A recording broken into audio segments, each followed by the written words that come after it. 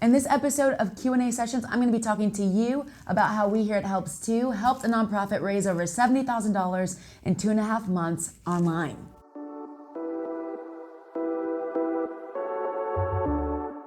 Hey, what's up? It's Gabby here at Helps To. Before I get started, make sure you push that subscribe button. You don't want to miss the content that we are producing to absolutely help you reach the people that you're designed to reach. Now, I'm going to just jump on in here. In 2018, Helps To, me and my social media team here, we helped a nonprofit raise over $70,000 in 2.5 months.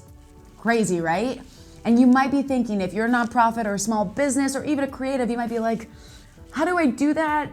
Can I do that? All the questions, right? Well, I'm gonna give you 4 things that we did that will absolutely put you on the same trajectory. You might not raise $70,000, but it'll put you in the right positioning to raise the money that you truly need to get to the next level. Small disclaimer before I actually jump into the content here, I'm gonna be actually using the company that we helped as a case study. We no longer help them. They've gone on to fly like a little eagle and do their own thing. And that's what we love here at Helps To. We love to raise people up, raise small businesses up, raise small nonprofits, creatives, raise them all up so they can go on to reach people on their own. And that's exactly what we did with Dorothy's Place in Salinas, California.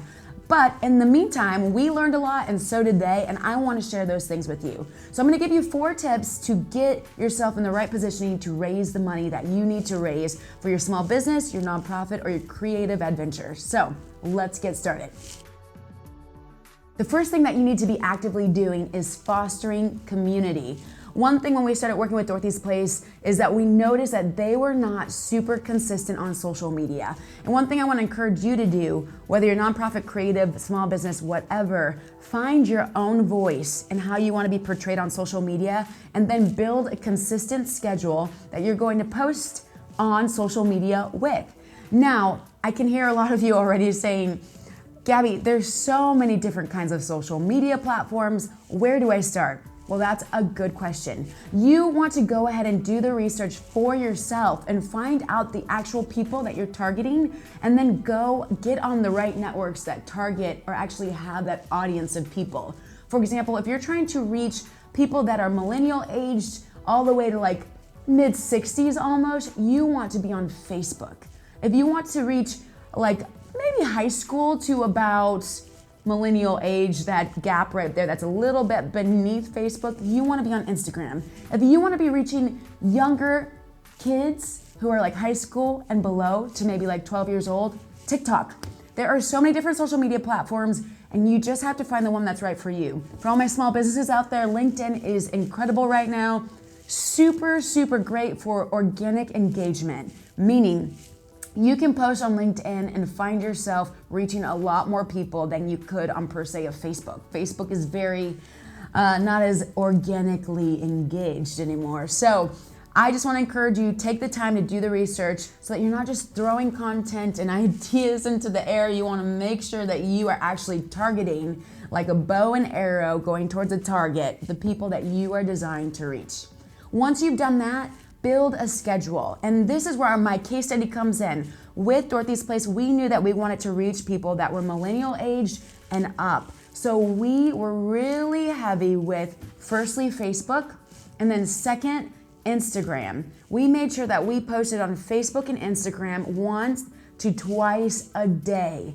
So for the 2.5 months that we were running a campaign for them, we made sure that we did that once or twice a day. We posted on Facebook or Instagram, the 2 social media platforms that we believe were best to reach the people that they know really resonate with their message to reach the homeless and have money to donate.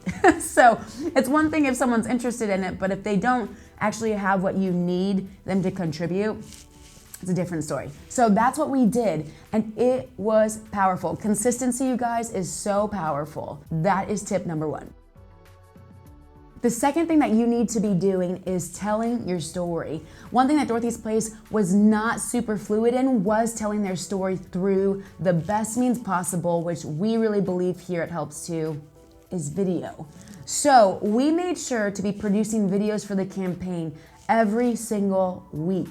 It was so exciting to see a new video of one of their clients go up, or a new video of their story go up, and people organically engaging with them. And then I'll talk about this later. We actually went ahead and advertised with some of those videos, and it was absolutely incredible to see the response even magnified about how people didn't really know that they did that, or didn't really know that they were reaching people in that way, or could really see it for themselves and then feel compelled through their heart to actually give. There's something about seeing something right there on your screen, which most of us are watching YouTube and Instagram videos and even video on Facebook now. All of those platforms really celebrate and push video like never before.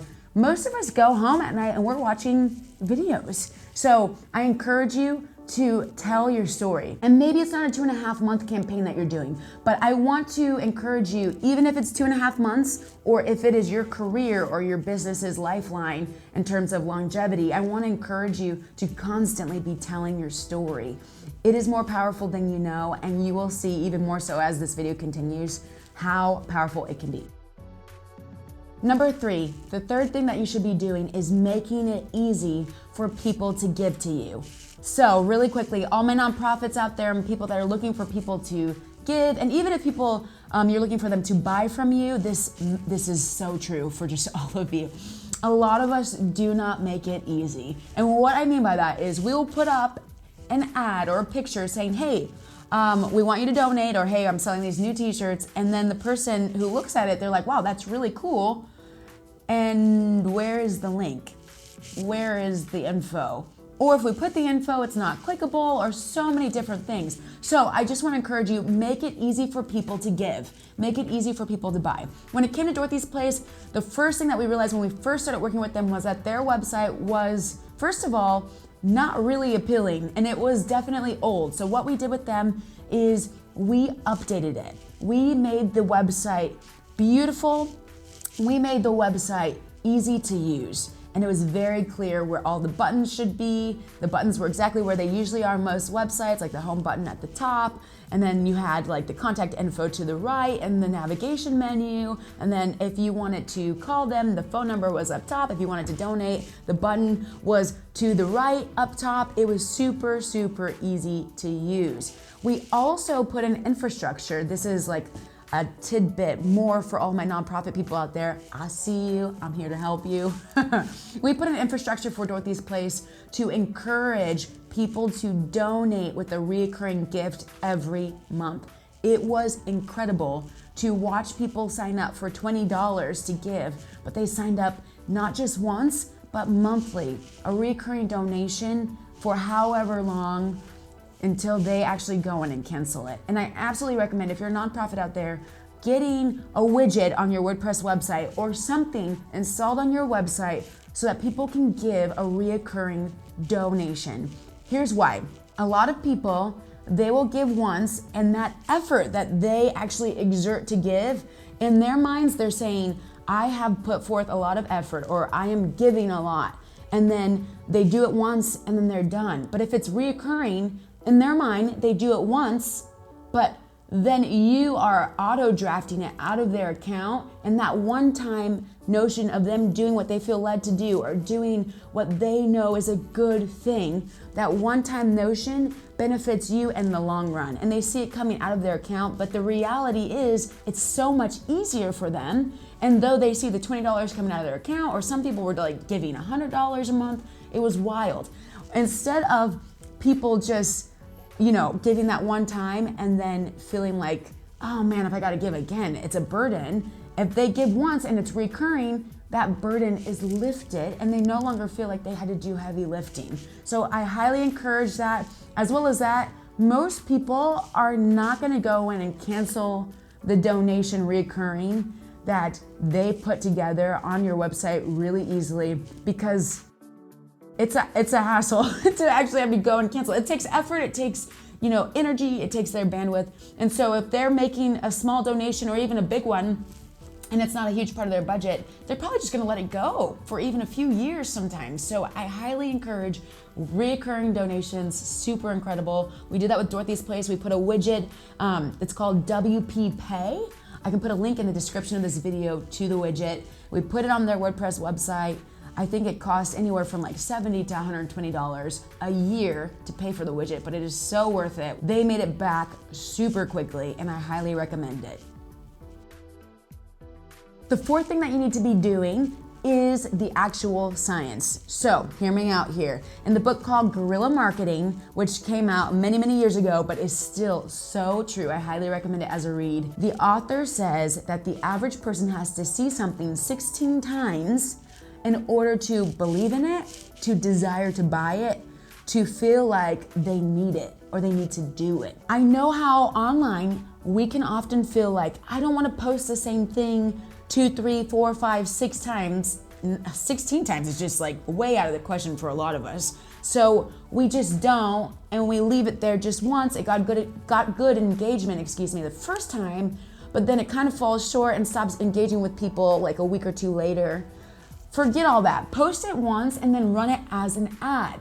And then it pops up in people's feeds multiple times, and it's not you being a spammer, it's what they actually expect is to see ads. But it's you, and it's something that keeps coming up in their face and in their timelines and in their feeds, and eventually, maybe after the 10th time they see it, they start to think, oh, that's really interesting. Let me go look at their videos, or let me go see more about this, let me find out more. And then by the 16th time, they go get involved with it and they go do it. And that is so incredible. When it came to Dorothy's Places ads, we actually were running different ads weekly. So we actually had a budget of, I believe it was $500 a month, which might seem a lot to some of you. To some of you, you might think, oh no, that's like not a lot at all. Whatever your budget is, just be consistent with it. It will make you grow. It will help you to reach people. It will help you get to your goals. Just might be slower paced for some of you. It might be faster paced than you might expect, but you have to stick with it and budget accordingly.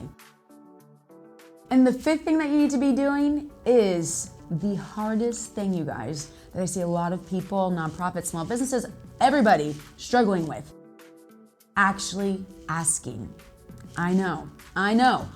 A lot of us can ask for others, we can ask for other nonprofits, businesses, whatever. But when it comes to our own thing, we struggle with asking people directly. One thing with Dorothy's Place that we actually did was put together a newsletter schedule.